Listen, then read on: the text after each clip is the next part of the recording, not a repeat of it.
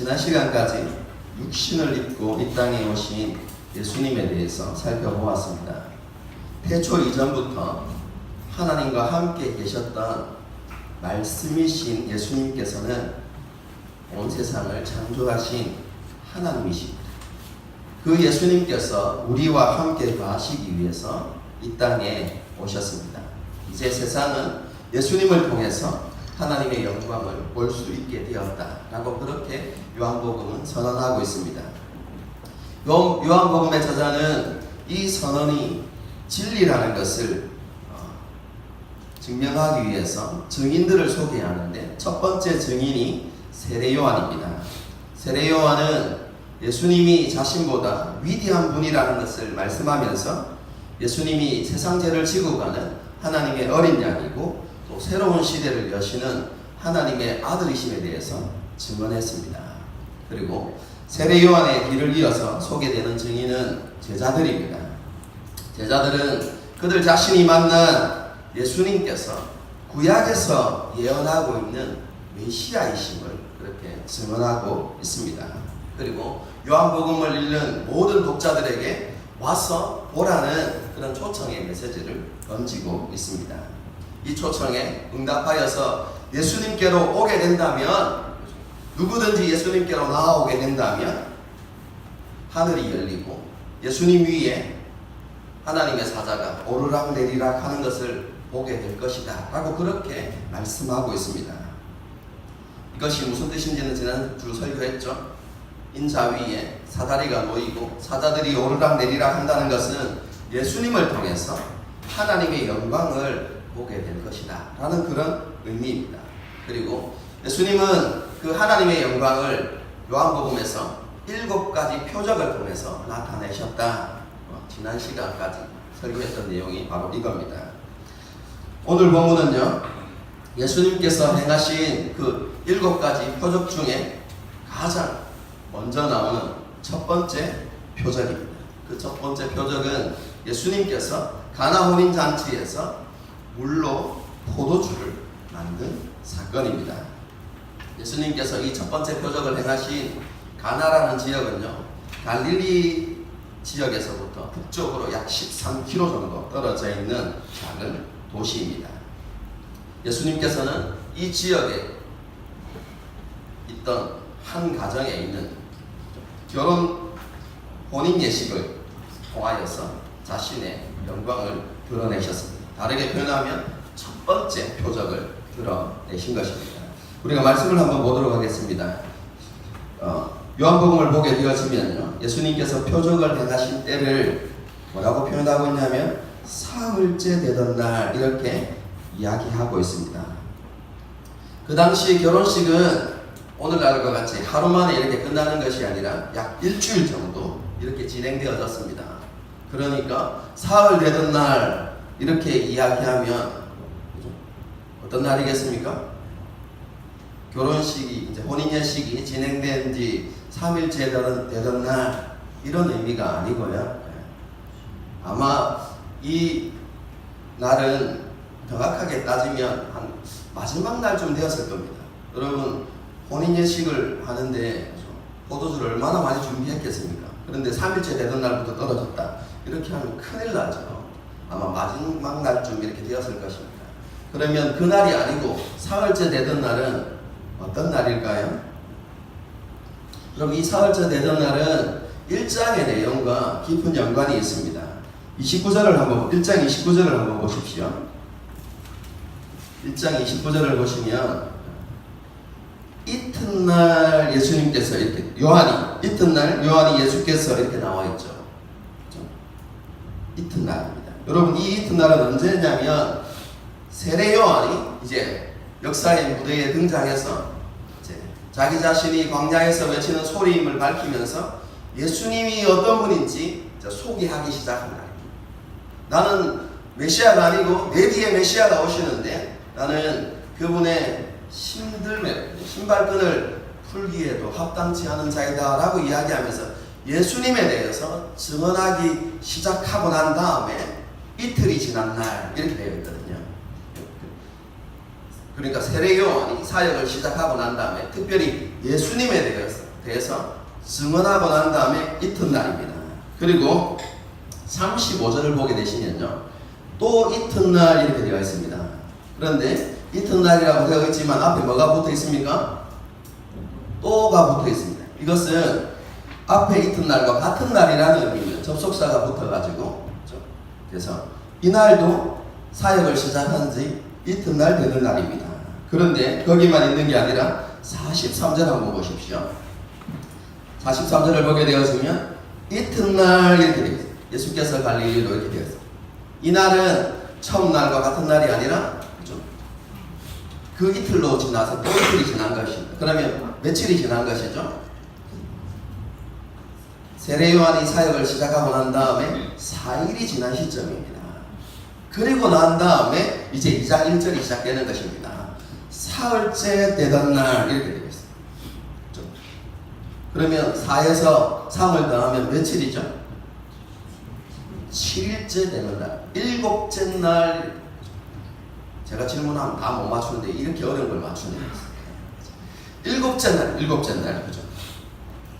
예수님, 세례요한이 예수님에 대해서 증언하기 시작한 지 7째 되던 날에 예수님께서 가나 혼인잔치에서 첫 번째 표적을 행하셨다. 지금 이렇게 이야기하고 있는 것입니다. 여러분, 7째 날 하면 기억나는 게 있으실 겁니다. 뭐가 기억나죠? 안식일입니다. 하나님께서 세상을 창조하실 때 6일 동안 세상을 창조하시고 7째 날에, 그렇죠? 안식하셨다 이렇게 되어 있죠. 그래서 여러분, 이 가나 혼인잔치는 안식일과 굉장히 밀접한 관련을 가지고 있습니다. 그런데 그것을 강조하기 위해서 보십시오. 1장을 보시면요, 1장에 제일 먼저 뭐가 나와 있습니까? 제일 먼저 시작하면서 천지 창조에 대해서 언급하고 있습니다.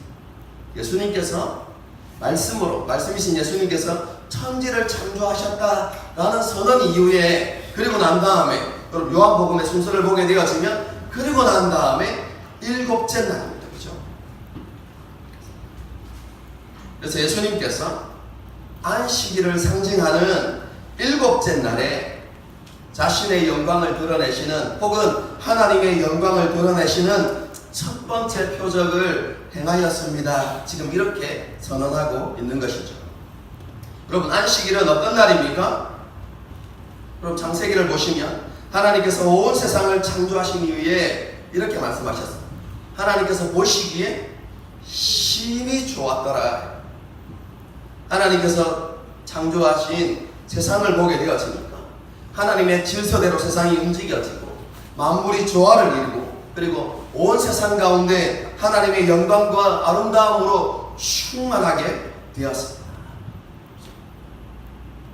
그래서 안식일의 특징은 무엇이냐면 충만입니다. 그리고 만족과 기쁨과 감사가 안식일의 특징입니다. 이 안식일의 특징을 가장 잘 보여주는 것이 잔치입니다. 그럼 잔치가 무엇입니까? 그것은 충만한 것입니다. 그리고 기쁨과 만족이 있는 것, 그것이 잔치입니다. 그래서 예수님께서 하나님 나라를 이야기하실 때 자주 잔치라는 비유를 사용하셨죠. 그렇죠? 그래서 하나님 나라에 초청하실 때 뭐라고 이야기합니까? 주인이 잔치를 벌려놓고 사람들을 초청했다 이렇게 이야기하죠.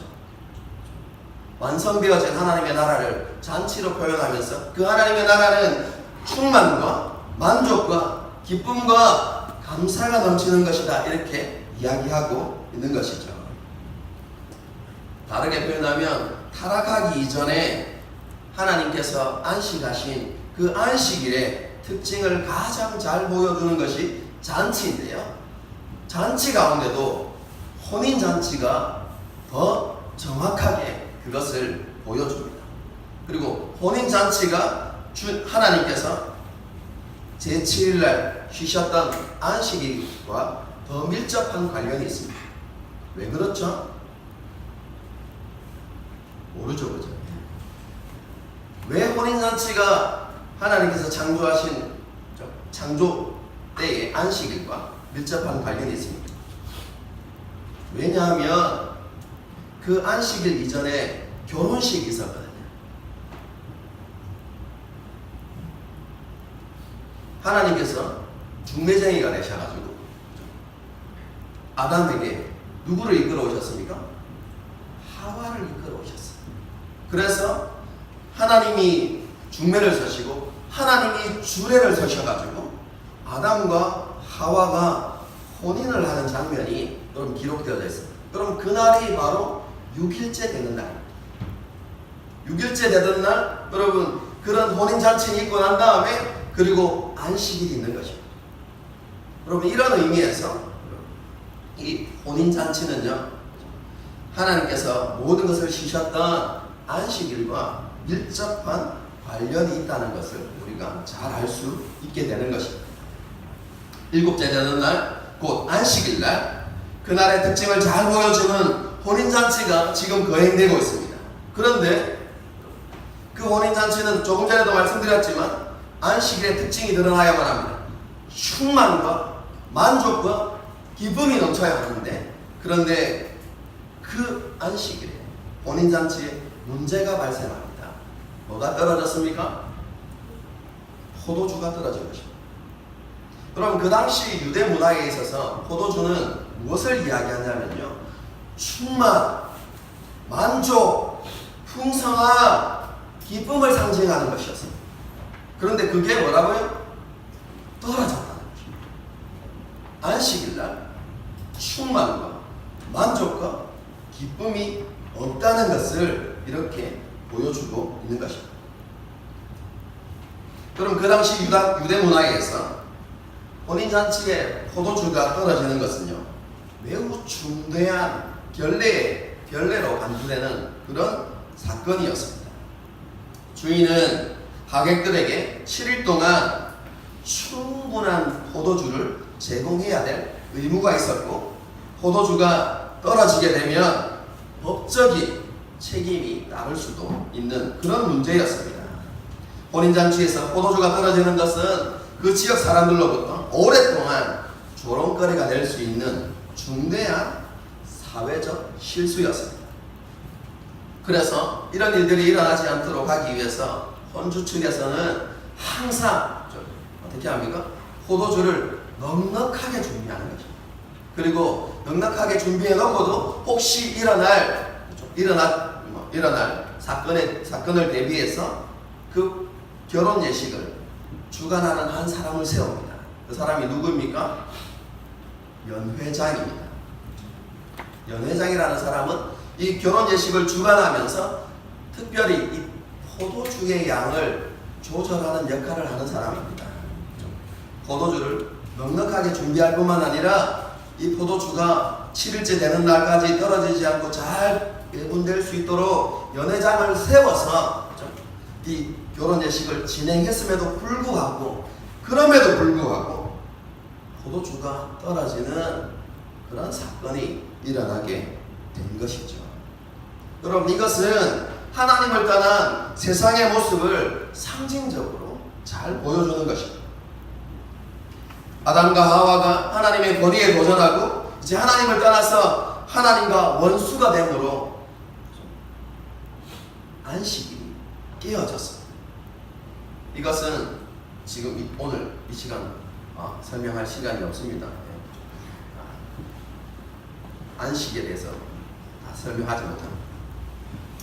자기중심적인 삶과 탐욕의 삶을 쫓아서 그렇게 살아가는 삶으로 인해서 이 세상에 창조의 질서가 깨어지고 조화와 아름다움이 깨어지게 되는 것입니다.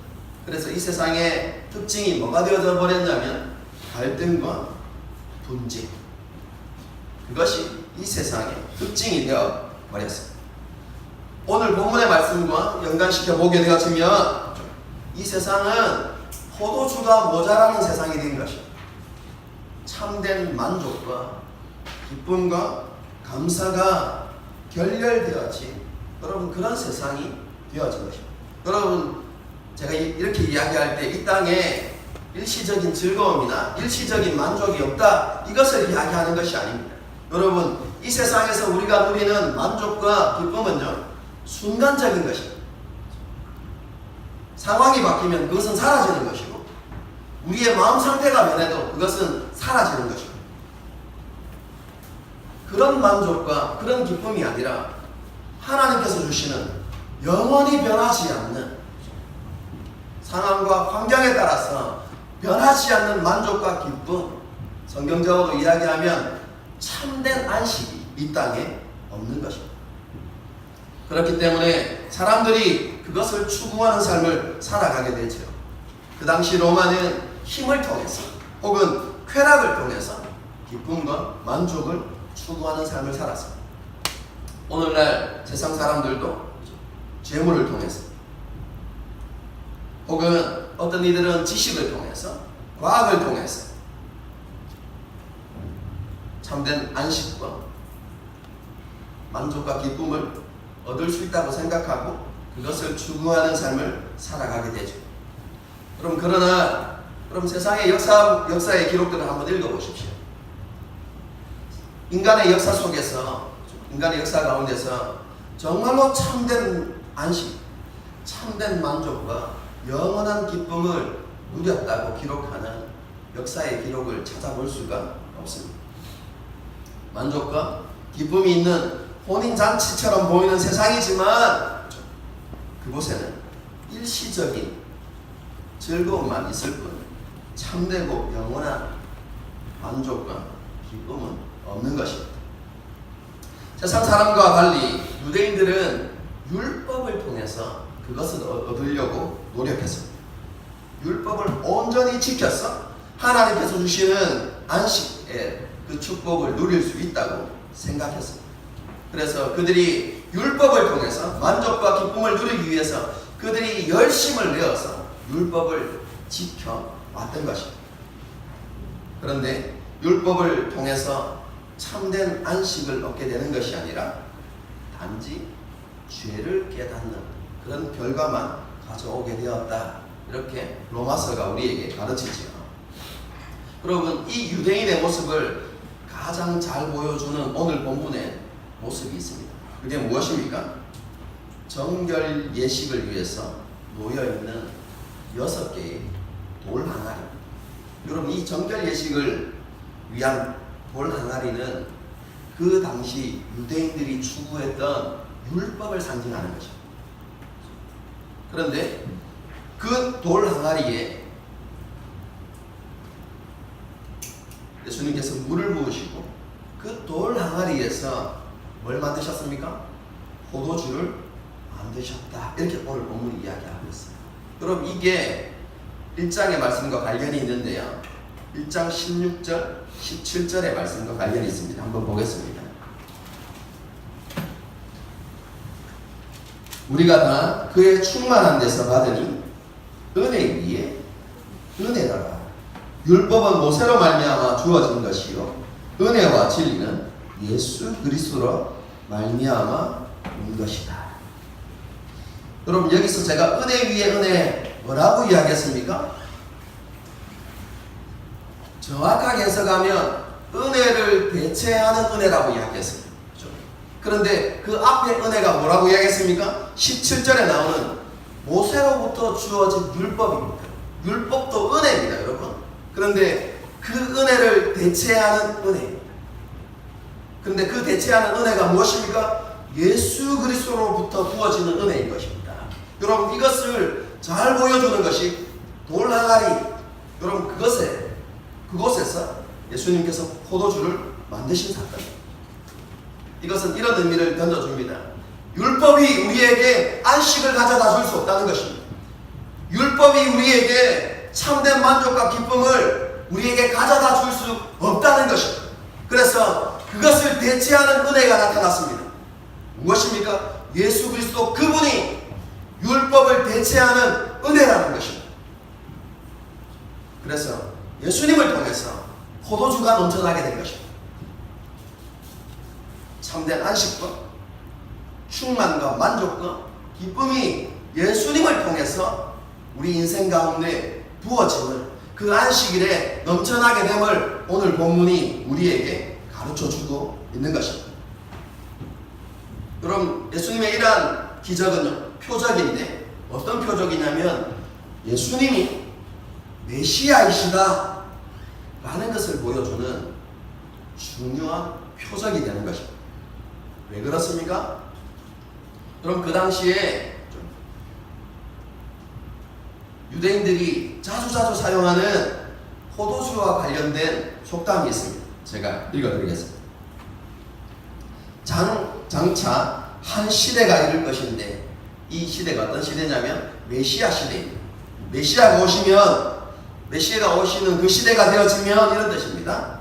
그때에 각 언덕마다 포도나무가 자랄 것이며 각 포도나무마다 1만 개의 뿌리를, 각 뿌리마다 1만 개의 가지를, 각 포도송이마다 1만 개의 포도알을, 각 포도알마다 120갤론의 포도즙을 낼 것이다. 그럼 이 속담은 굉장히 과장법이 사용되어 있습니다. 그럼 포도송이 하나에 1만 개의 포도알이 달린, 여러분 포도송이를 보신 적 있으십니까? 그럼 이것은 과장법 약과입니다. 그 다음에 보십시오. 포도알 하나에 120갤론의 포도즙이 나오는데, 120갤론이 이렇게 하니까 여러분 감이 안 오시죠? 여러분 포도알 하나에 120갤론이라는 것은 450리터 정도 됩니다. 포도알 하나에 450리터가 되는 포도즙이 나오게 될 것이다. 지금 이렇게 상상도 되지 않는 일입니다. 무슨 이런 과장법을 쓰고 이렇게 이야기하겠지만, 여러분 이것은 유대인들의 기대와 소망을 담은 것입니다. 여러분 이 속담은 구약의 예언과 관련되어져 있는 것입니다. 여러분 요엘서 3장이나 아모스 9장을 보게 되어지면 메시아 시대가 도래하게 되어지면 풍성한 포도주가 산마다 골짜기마다 흘러넘치게 될 것이다 라는 그런 기록이 있습니다.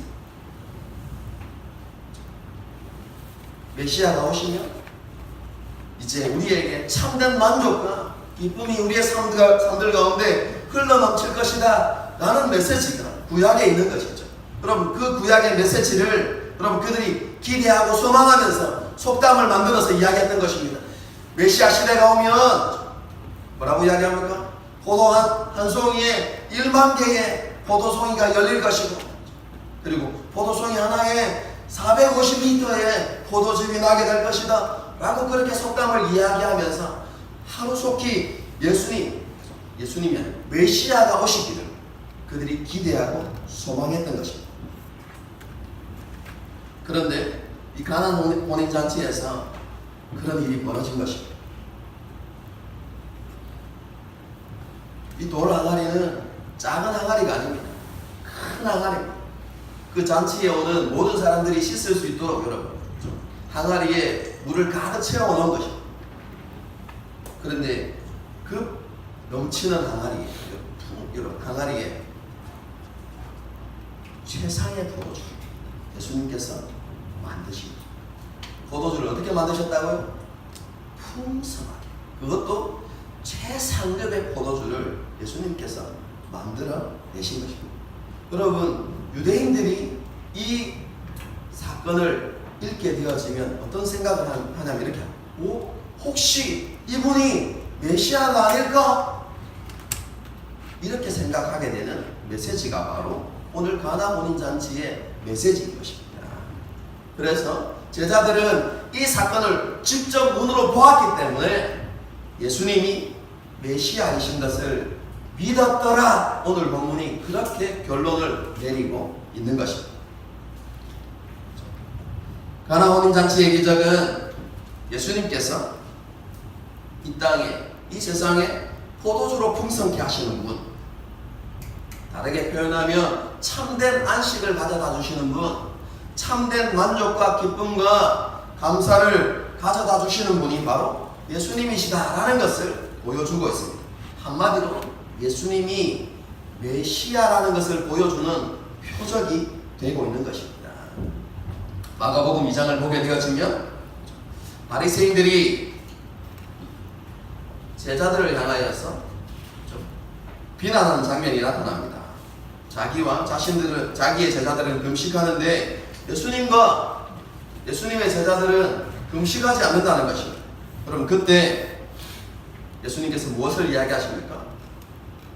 예수님과 제자들을 가리켜서 우리는 혼인 집집에 혼인 잔치의 손님이다.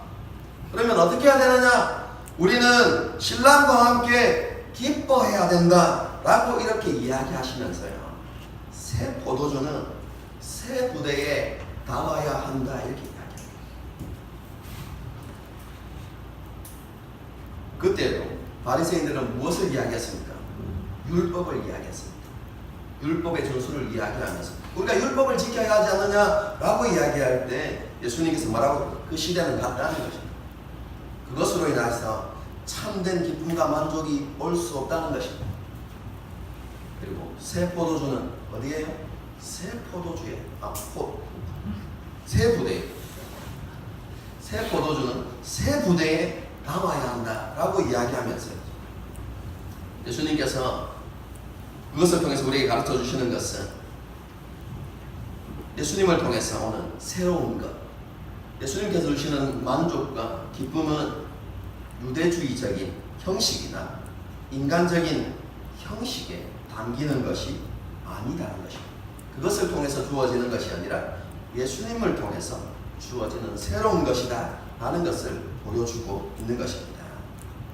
여러분, 이런 기적의 출발점은 예수님의 어머니였던 마리아로부터 시작되었습니다. 혼인잔치에 포도주가 모자라게 되었습니다. 잔치에 흥이 끼어지고 신랑과 신부는 특히 신랑 집이었기 때문에 신랑은 조롱거리가 되게 생겼습니다. 그때에 마리아가 예수님께로 와서 포도주가 없다 이렇게 이야기하십니다. 그런데 그때 예수님의 대답이 조금 황당합니다. 의미를 잘 모르면 뭐라고 되어 있죠?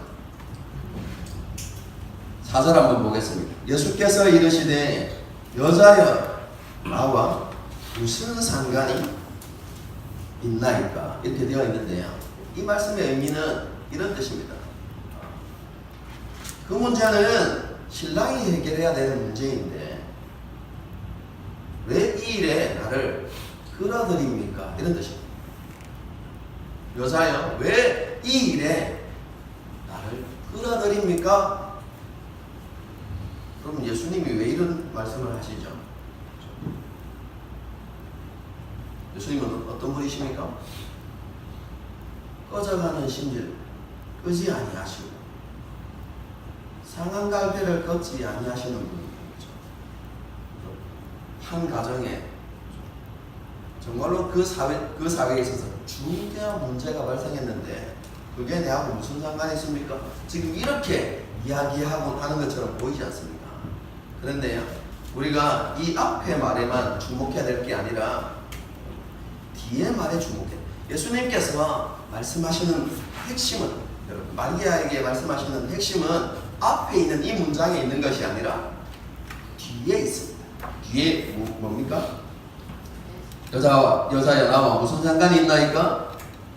내 때가 이르지 아니하였다 이렇게 얘기합니다. 주님의 때가 이르지 않았다는 것입니다. 쉽게 이야기하면 아직까지 예수님께서 자기 자신을 공개적으로 세상에 나타내실 때가 되지 않았다, 지금 이렇게 말씀하고 있는 것입니다. 그럼 복음서를 보게 되어지면 예수님께서는 다른 존재들 그리고 사람의 방법을 통해서 자신을 드러내는 것을 원치 않으셨습니다. 예를 들면 귀신들이 당신은 하나님의 아들이십니다 라고 이야기할 때 예수님이 뭐라고 하십니까? 잘한다, 너희들이 귀신이긴 하지만 나를 잘 드러내는구나 이렇게 이야기하지 않으셨어요. 뭐라고 이야기하셨죠? 조용히 해라. 그리고 그들이 예수님에 대해서 증거하는 것에 대해서 제한하시고 하지 말라고 말씀하십니다. 뿐만 아니라 예수님께서 병자들을 고치셨습니다. 그러면 우리 같으면 어떻게 하겠습니까? 널리 소문내라. 가서 소문내라. 이렇게 이야기할 건데 예수님께서 그들을 불러서 권면하십니다. 뭐라고 권면하시냐면 가서 소문내지 마라, 나를 드러내지 마라, 이렇게 권면하시는데 여러분 우리 한글 성경을 보면 굉장히 강조하고서 경고하셨대. 굉장히 강한 어조로 소문내서는 안 된다 이렇게 이야기했어요. 그런데 그들이 어떻게 했습니까? 소문내버린 거죠. 여러분 예수님께서 왜 그렇게 사람의 방법이나 다른 방법을 통해서 자기 자신을 드러내시지 않으려고 했냐면 여러분 그 사건 이후에 그 이유가 나타납니다. 그때부터 예수님께서 사람 사이에 다니지 못하셨다는 얘기였어요. 예수님께서는 이 땅에 오셔서 자신이 이 땅에서 하셔야만 하는 사역이 있었습니다. 그런데 사람들이 소문을 너무 빨리 퍼뜨렸어. 예수님이 가는 곳곳마다 사람들이 모여서 예수님께서 자신이 하셔야만 하는 일들을 제대로 감당하실 수가 없었던 것이죠. 뿐만 아니라 그 일을 통해서 예수님이 드러나게 되어지고 유대 지도자들에 의해서 예수님에 대한 적개심을 일찍 품게 만들었던 것입니다. 쉽게 이야기하면 이 땅에서 이루셔야 하는 그 예수님의 사역에 많은 제한들이 있었기 때문에 예수님은 하나님의 때에 자기 자신을 드러내기를 원하셨던 것이죠. 그런 맥락 속에서 지금 이 요한복음의 2장의 이야기가 기록되어져야만 합니다. 예수님은 아직 여러분 지금 이제 사역을 시작하시지도 않은 때입니다. 지금 어떤 때입니까? 세례 요한이 예수님은 하나님의 어린 양이다, 하나님의 아들이라고 선포되어지고 예수님은 아무것도 하지 않은 그런 시점입니다.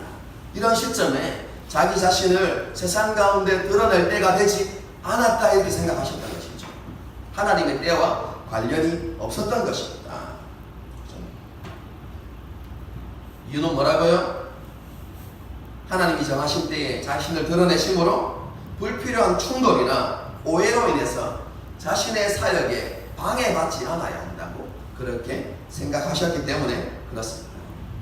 가나 운임 잔치의 시점은 자기 자신을 세상에 드러내실 때가 아니었던 것입니다.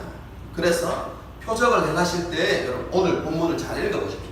표적을 행하실 때 그 자리에 있는 모든 사람들이 다 알 수 있도록 표적을 행하신 것이 아닙니다. 극소수의 사람들만 예수님께서 행하신 것을 깨달을 수 있도록 조용히 한 구석에서 예수님께서 기적을 행하셨더라, 표적을 행하셨더라 이렇게 이야기합니다. 그래서 예수님의 그 일을 아는 사람은 누구입니까? 마리아, 그리고 예수님과 함께 했던 제자들, 그리고 물도 하인들은 알았지만 포도주를 주관하는 누구조차 몰랐더라고요. 연회장조차도 알지 못했더라. 지금 이렇게 이야기하는 거죠. 마리아는 그 예수님의 때에 대해서 잘 이해하지 못했습니다. 하지만 한 가지 믿음은 있었습니다. 예수님이 가장 좋은 방법으로 그 일을 해결할 수 있는 유일한 분이라는 사실을 알았습니다. 마리아는 예수님의 때에 대한 온전한 이해는 없었지만 예수님을 향한 진실된 믿음은, 그리고 온전한 믿음은 있었던 것입니다. 놀라운 것은 예수님께서 그 믿음에 반응하셨다는 것입니다. 말씀은 내 때가 안 되었습니다, 그 일이 나와 무슨 상관이 있습니까? 라고 말씀하셨지만 그 마리아의 믿음에 예수님께서 반응하셨다는 사실, 그리고 하인들의 온전한 순종을 통해서 자신의 영광을 드러내시고 그것이 자신의 첫 번째 도전이 되게 하신 것입니다. 오늘 이 본문의 말씀 가운데 그렇죠? 우리가 주목해야 하는 것은 이것입니다. 예수님을 통해서 주시는 참된 안식과, 다르게 표현하면 만족과 기쁨은 우리의 믿음의 순종과 깊은 관련이라는 사실을 우리가 생각해 볼 수 있어야 합니다. 하나님의 영광은 믿음의 순종을 통해서 나타나고 믿음의 순종을 통해서 역사하기도 합니다. 그 믿음이 겨자씨만한 작은 믿음이라 할지라도 하나님은 그 믿음을 통해서 자신의 능력을 세상 가운데 나타내시기를 기뻐하십니다. 우리는 성경을 통하여서 그러한 믿음의 순종을 통해서 하나님의 영광을 누렸던 수많은 사람들을 볼 수 있습니다. 모세가 그러했습니다. 여리고성을 돌았던 이스라엘 백성들이 그러했습니다. 요단강물에 발을 담그라고 명령했던 여호수아가 바로 그런 사람. 하나님의 향한 그 순전한 믿음에 하나님은 반응하셨습니다. 하나님은 지금도 그렇게 하나님께 반응하는 사람들을 찾고 계십니다. 우리 역대의 말씀을 보게 되어지면 이렇게 기록하고 있습니다. 여호와의 눈은 온 땅을 두루강 찾았습니다. 전심으로 자기를 찾는 자에게 능력을 베푸시나니. 그럼 마지막 시대에 하나님께서 찾으시는 사람들이 어떤 사람들입니까?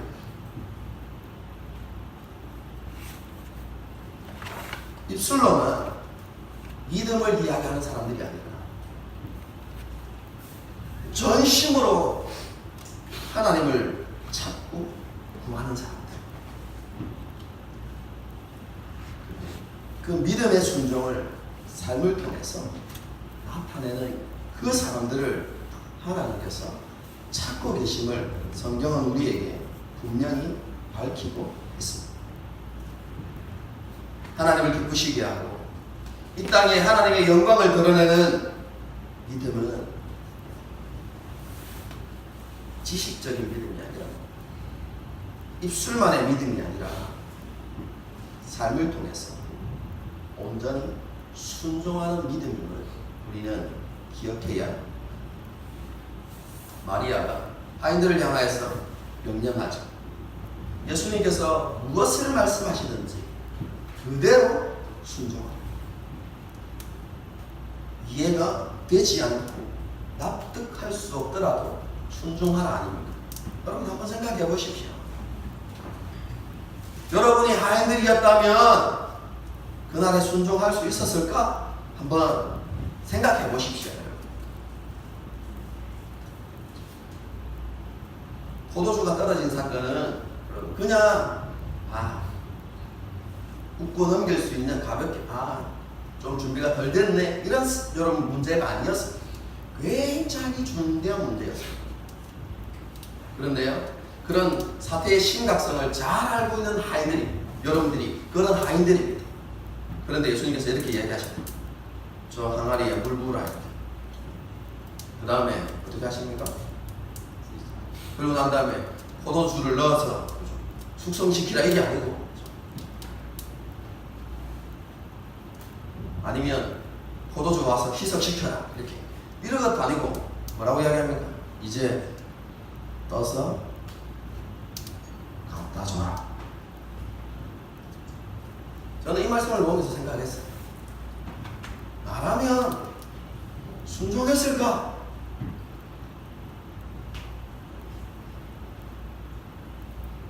여러분에게 한번 질문해 보겠습니다. 여러분 같으면 순종했을까요?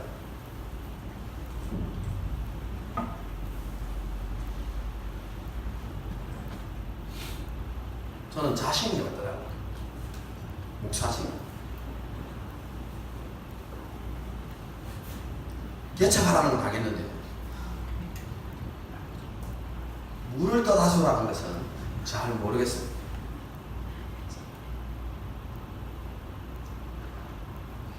여러분, 오늘 본문을 통해서 우리가 생각해야 되는 것은 이해를 통해서 순종한다면 그것은 하나님께서 기뻐하시는 믿음이 아닐 수 있습니다.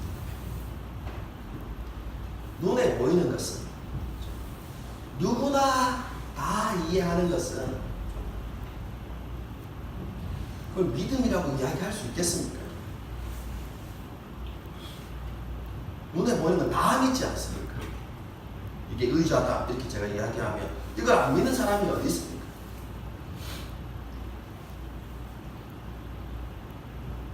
이해가 되지 않더라도 불가능해 보여 주님께서 말씀하시니 순종해야. 그럼 그것이 믿음. 하나님께서는 순종이라는 통로를 통해서 자기 자신의 능력을 나타내십니다. 오늘날 이 시대는 이러한 믿음과 순종이 필요한 시대입니다. 그럼 세상은 지금 우리를 향해서 이렇게 요구합니다. 당신의 복음을 들려주십시오. 이렇게 이야기하지 않습니다. 세상이 오늘날 그리스도인들에게 요구하는 것은 들려달라는 것이 아니라 보여달라는 것입니다.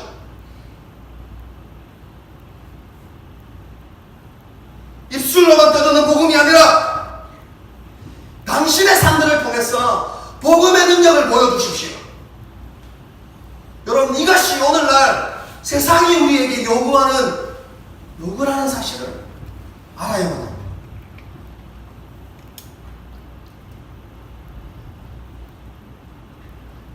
오늘날 한결같이 전도가 되지 않는다고 이야기합니다. 이유가 무엇입니까? 복음이 능력이 없어서 말입니다. 저는 분명히 믿습니다. 사람을 살리는 것은 복음입니다. 복음에 회복은 없습니다. 예수 그리스도 복음만이 사람을 구원하는 능력입니다. 그런데 세상 사람들이 그리스도인들이 이야기하는 복음을 들을 수는 있지만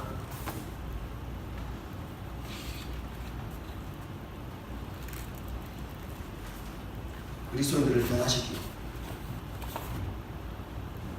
그리스도인의 삶들 가운데 참된 만족과 기쁨을 가져다 주는 복음의 능력을 볼 수가 없는 것입니다.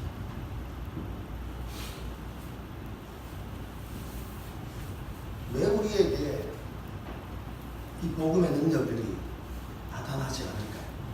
저는 이렇게 생각합니다. 그리스도인이 보이는 것만 믿고 이해되는 것에만 순종하기 때문에 그런 것 같습니다. 오늘 본문을 적용시켜보면 그렇습니다.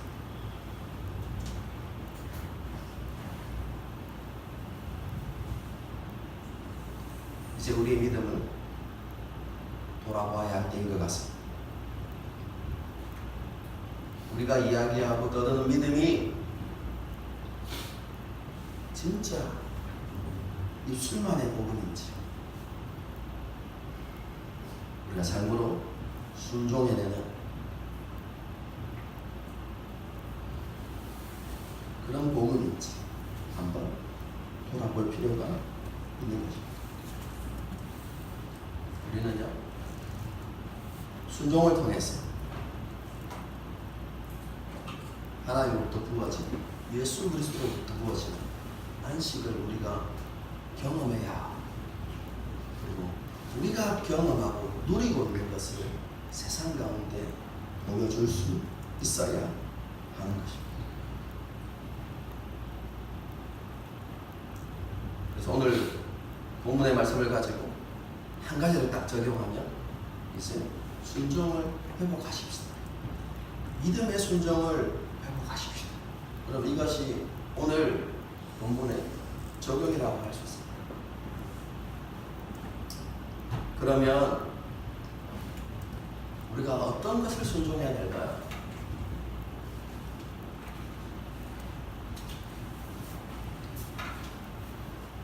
저는요, 제 개인적인 생각입니다. 그리스도인들이 순종에 대한 환상을 가지고 있는 것 같습니다. 그리고 순종을 이야기할 때 성경에서 순종 딱 떠올리면 뭐부터 떠올리냐면 다윗의 순종, 모세의 순종, 이런 구약에 나타난 그리고 혹은 신약에 나타난 사도들의 위대하고 위대해 보이고 좀 요즘 말로 이야기하면 좀 때깔나 보이는, 요즘 말로 이야기하면 좀 멋있어 보이고 폼나는 그런 순종, 그러면서 순종을 이야기할 때 아내 삶 가운데 그런 순종이 있기를 이렇게 꿈꾸는 것 같아요.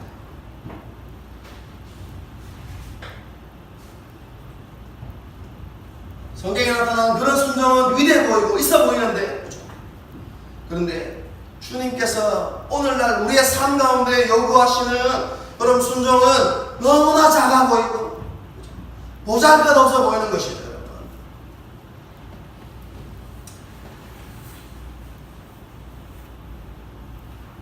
그래서 우리의 삶들 가운데 순종이 사라져가는 것 같습니다. 그럼 제가 믿는 바로는 이렇습니다. 지극히 작은 것에 순종하지 못하면 큰 것에도 순종할 수 없습니다. 우리의 순종은 지극히 작은 것에서부터 시작해야 됩니다.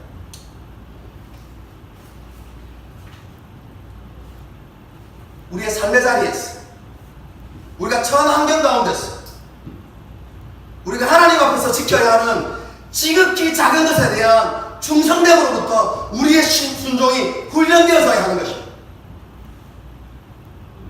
그럼 어떤 사람들에게는 이럴 수 있습니다. 그럼 공부하는 사람들에게는 조금 더 열심히 공부하는 것, 그럼 그것이 하나님 앞에 순종하는 것입니다.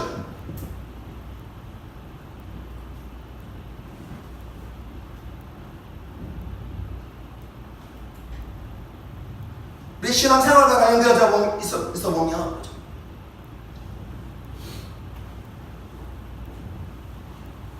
예배 시간에 조금 더 일찍 오는 것,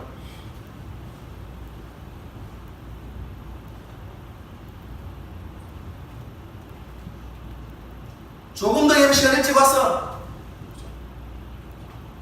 교제는 나누지만 커피도 마시고 그렇게 하지만 마음속으로는 교제를 하나님 오늘 이 예배 가운데 임재해 주시오. 제가 여러분에게 말씀드렸지 않습니까? 예배의 시작은 축복 선언으로 시작하는 게 아닙니다. 우리가 이 예배당에 들어서는 그 순간부터 예배가 시작되는 것입니다. 기쁨으로 사랑의 교제를 나누고, 그리고 이 사랑의 교제 가운데 하나님의 임재를 기대하고, 그리고 예배 가운데 하나님의 임재를 기대하면서, 그럼 그렇게 예배를 준비하고 꼭 이 자리에 나와서 기도하라는 것이 아니라 교회에 들어서는 순간 그렇게 예배를 준비하는 것, 그럼 그것이 지금 우리가 할 수 있는, 하나님께 드릴 수 있는 순종입니다. 직장생활 가운데 인터넷 검색을 한 번 더 줄이는 것, 아무것도 아닌 것 같죠? 그게 무슨 하나님께 순종이고, 여러분 기억하십시오. 지극히 작은 것에 충성되지 못하면 큰 것에도 순종할 수 없어요. 우리는 허황된 꿈을 꾸고 있는 것입니다.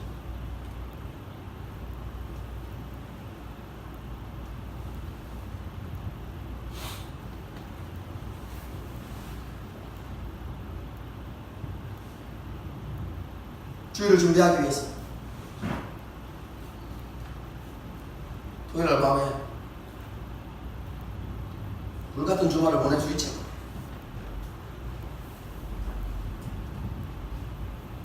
제가 왜 모르겠습니까? 일주일 내 직장생활 토요일날 하루 이제 마음 놓고 쉴 수 있는, 주일이니까 직장 안 가도 되니까 하늘시민교회 목사는 와서 줘라도 아무 말 안 하니까 예배 시간에 좀 멍하게 좀 있더라도 오늘 밤은 즐겨야지, 그럴 수 있어요. 그럼 그 마음은 이해합니다.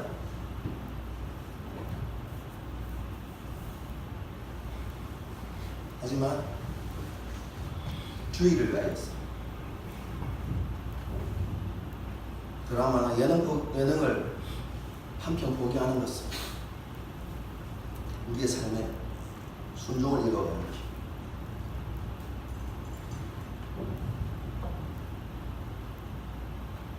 주의를 준비하고 하나님의 말씀을 기대하고 우리 교회는 다음 주 말씀을 고민하지 않아도 본문이 어딘지 알 수 있습니다. 그렇죠? 한번 읽어보고 하나님께서 어떤 말씀을 주실지 그리고 미리 헌금을 준비하고 자 여러분이 말씀드렸지 않습니까? 하나님 앞에 나올 때 빈손으로 나오는 것이 아니라 예배는 감사의 행위이기 때문에 하나님 앞에 준비된 우리 성도들을 향해서 이야기하는 건 아니고 맨날 허겁지겁 와가지고 헌금 까맣게 잊고 있다가 집에 돌아갈 때 헌금 안 했다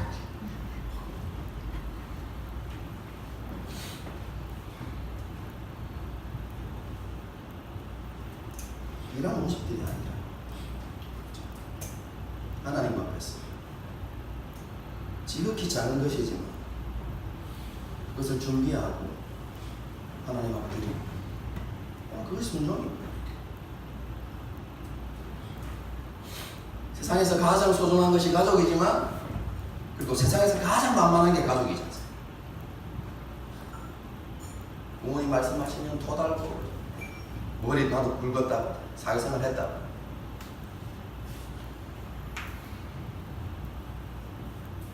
그렇게 하는 것이 아니라 오늘 말씀에 그것이 진리와 어긋나지 않고 도덕적으로 윤리적으로 문제가 없으면 순종하려는 마음을 태도를 가지고 일단 하루에 한 10번 부모님 말씀에 토를 달았으면 오늘은 한 번만 주시자. 여러분 그것이 하나님 앞에서 순종 훈련을 가는 것입니다.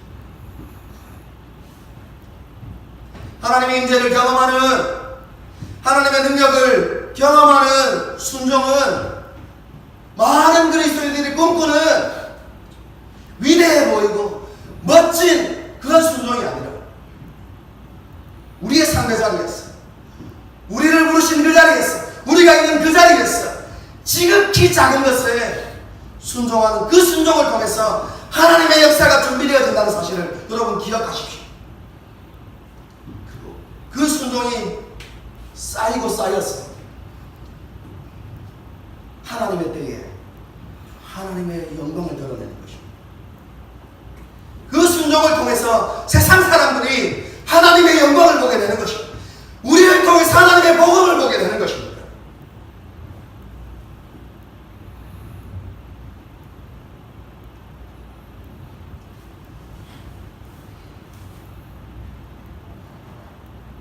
우리의 모습을 오늘 말씀 앞에서 다시 한번 되돌아보십시오.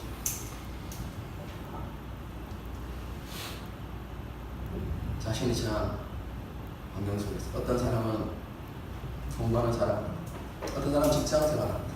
또 가정에서는 자녀로, 어떤 일은 또 부모로.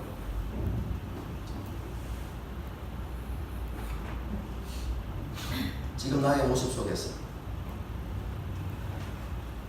하나님께 드릴 수 있는 위대한 말로 지극히 작은 순종이 무엇인지 고민해 보십시오. 그리고 그 순종을 위해서, 그 순종을 위해서 우리 자신을 내려놓고 우리를 부인하고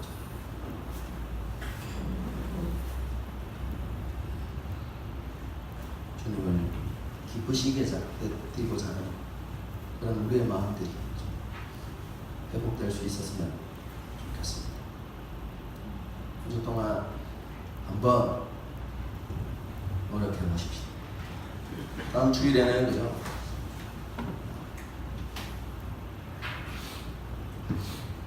예배 시작하기 전에 여기가 다 부글부글했습니다. 다 앉아서 함께 교제하고 그런 것부터 주의를 잘 준비하고 그것부터 순종하는 한 주가 되었으면 좋겠습니다.